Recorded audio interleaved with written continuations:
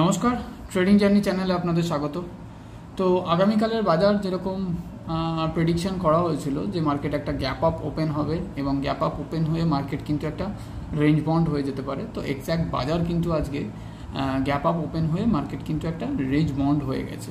তো আজকের যদি ডে ক্যান্ডেলটা দেখেন, তো ডে ক্যান্ডেলের মধ্যে সিচুয়েশন কি আছে। ডে ক্যান্ডেল কিন্তু বুলিশ ক্যান্ডেল আছে, কারণ ডে ক্যান্ডেল যে আগের দিনের ক্যান্ডেলের ক্লোজিং ছিল আমাদের 24,850 লেভেল, তার ওপরে কিন্তু আজকে ডে ক্যান্ডেলের ক্লোজিং আছে এবং ডে ক্যান্ডেল কিন্তু অনেকটাই বুলিশ ক্যান্ডেলের ক্লোজিং দিয়েছে। 25,010 লেভেল কিন্তু আজকে মার্কেট ক্লোজিং আছে। তো আসুন দেখে নেবো একটুখানি 15 মিনিটের চার্ট আমাকে কি বলছে। নিফটির 15 মিনিট চার্টে যদি আমরা দেখি তাহলে নিফটি কিভাবে ট্রেড করেছে। এখানে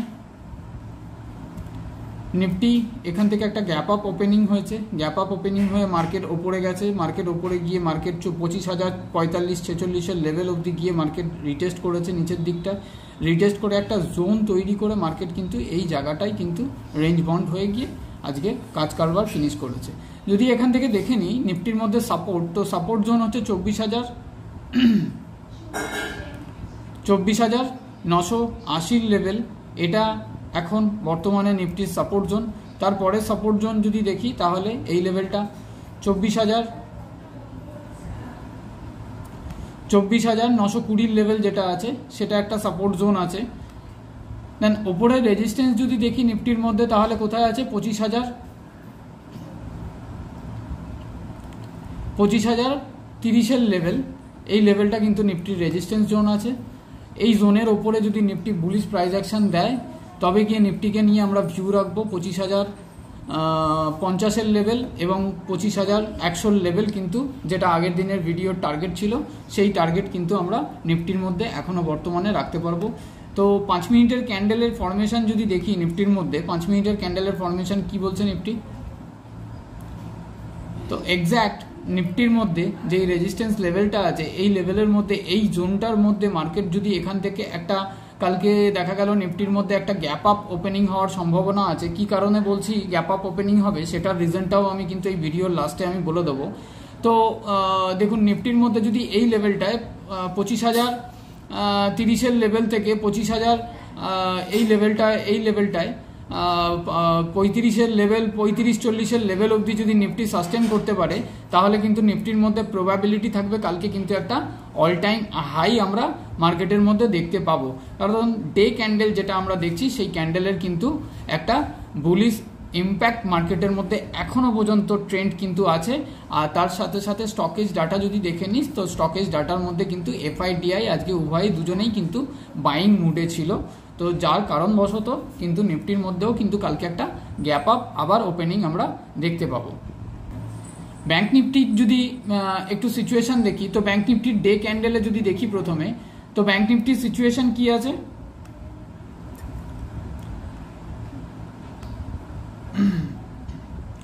ব্যাংক নিফটিও কিন্তু ডে ক্যান্ডেলে দেখুন মার্কেট কিন্তু হোল্ড করে রয়েছে। প্রিভিয়াস যেটা ডে ক্লোজিং ছিল আমাদের মার্কেটের, প্রিভিয়াস ক্লোজিংয়ের ওপরেই কিন্তু ব্যাংক নিফটি ক্লোজিং আছে। সেই হিসেবে ব্যাংক নিফটিও কিন্তু এই গ্যাপটা যেটা রেখে গেছিলো ব্যাংক নিফটি তো অল টাইম হাইয়ের কাছাকাছি গিয়ে দাঁড়িয়ে আছে, বাট ব্যাংক নিফটি আবার সেম সিচুয়েশন যেটা 2 সপ্তাহ 3 সপ্তাহ আগে একবার সিচুয়েশন আমাদের মার্কেট ক্রিয়েট করেছিল যে নিফটি অল টাইম হাইয়ের কাছে গিয়ে দাঁড়িয়েছিল বাট ব্যাংক নিফটি নিচে দাঁড়িয়েছিল।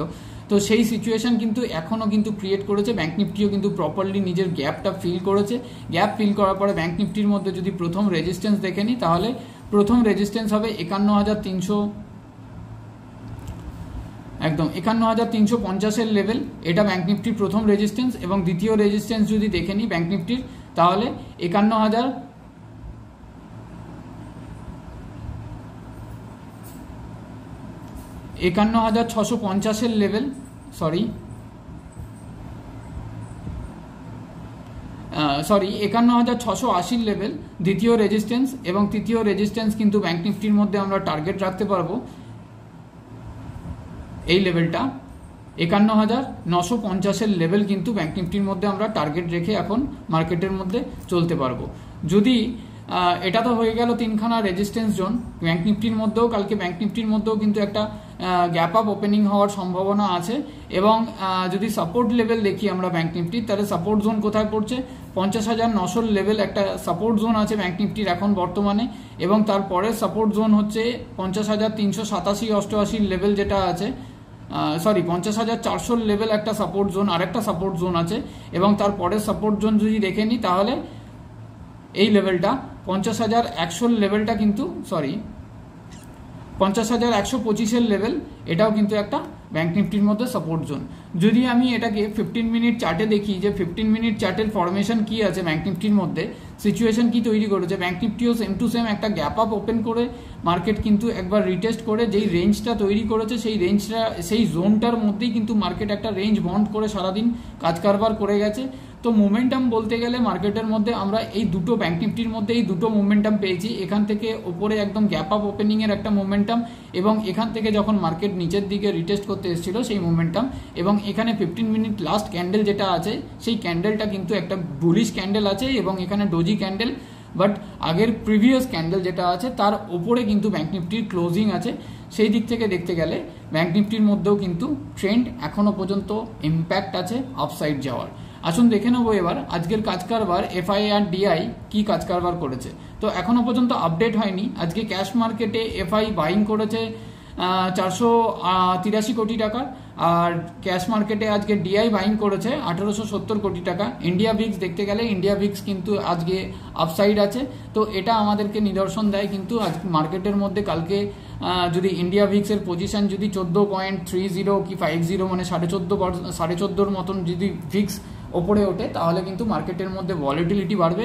এবং এরকমও হতে পারে কালকে নিফটির মধ্যে 25,100 লেভেল থেকে কিন্তু একটা রিটেস্টমেন্ট আসতে পারে। নিফটির মধ্যে রিটেস্টমেন্ট আসতে পারে।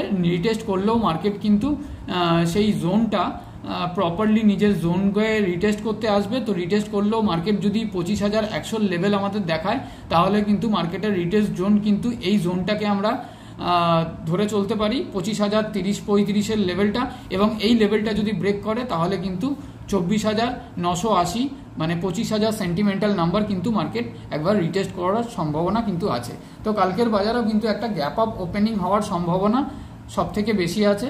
অবশ্যই এখানে কোনো বাই সেলার রিকমেন্ডেশন নয় এবং আমি কোনো সেবি রেজিস্টার নয়, এটা আমার নিজস্ব পয়েন্ট অফ ভিউ আমি এই চ্যানেলের মাধ্যমে শেয়ার করছি। ভিডিও ভালো লাগলে অবশ্যই লাইক করে দেবেন, এবং যারা নতুন আছেন চ্যানেলের ভিডিও দেখছেন তারা অবশ্যই চ্যানেলটাকে সাবস্ক্রাইব করে নেবেন এবং বেল আইকন প্রেস করে রাখবেন যাতে প্রত্যেকটা ভিডিওর নোটিফিকেশান আপনাদের কাছে পৌঁছতে থাকে। ধন্যবাদ।